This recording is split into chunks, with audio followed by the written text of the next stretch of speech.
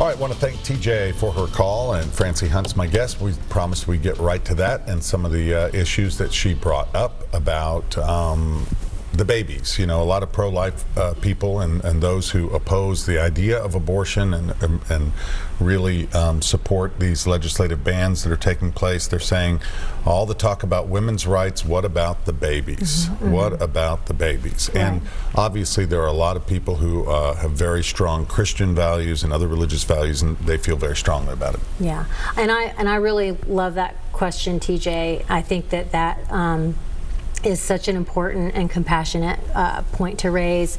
You know, my background, I'm a mother of 2 children, and you know, most of my career I've been a child advocate. So my role in Planned Parenthood is centered on that Planned Parenthood, and I take parenthood very seriously. So I really appreciate you bringing that point up. I should point out, she also mentioned strong families, Absolutely. Which everyone would, anyone, whatever your family unit may look like. Of course, the traditional family unit from 50 years ago may not be what it is in 2019, but if you have loving parents, you know, siblings, whatever it is, support. Yeah. That's what everyone would want that. Right, absolutely. And I'm not here to change anyone's mind about abortion. You know, and as Planned Parenthood, it's always publicly stated, abortion is between a woman, her family, her doctor, and her faith. And I respect anyone's view on abortion. You know, they're yours and they're yours alone. We also know that decisions like this are not simple.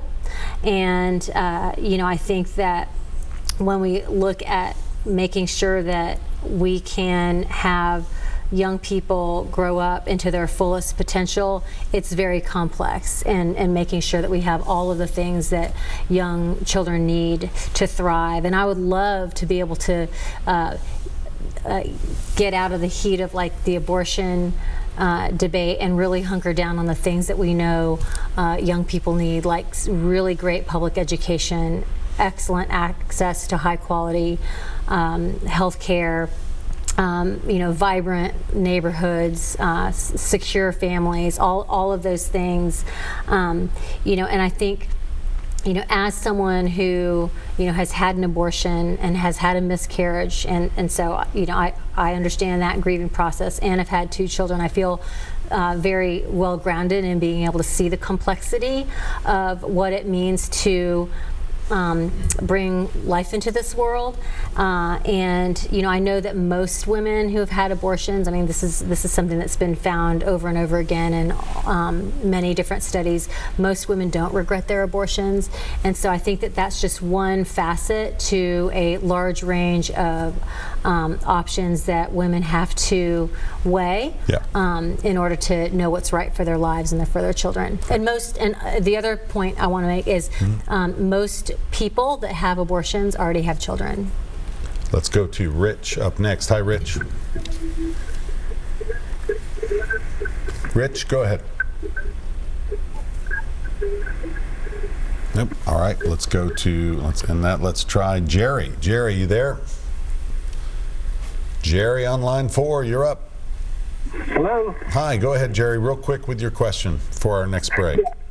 I wanted to make a real quick comment. One quick question is, I understand, you know, what she just got through saying about the reason she's a member of Planned Parenthood, and in a way, to my opinion, it seems like she just sugarcoated the fact that you're still an abortion provider, and ultimately, through our own federal monies, you use money from Christians that was never intended for those purposes.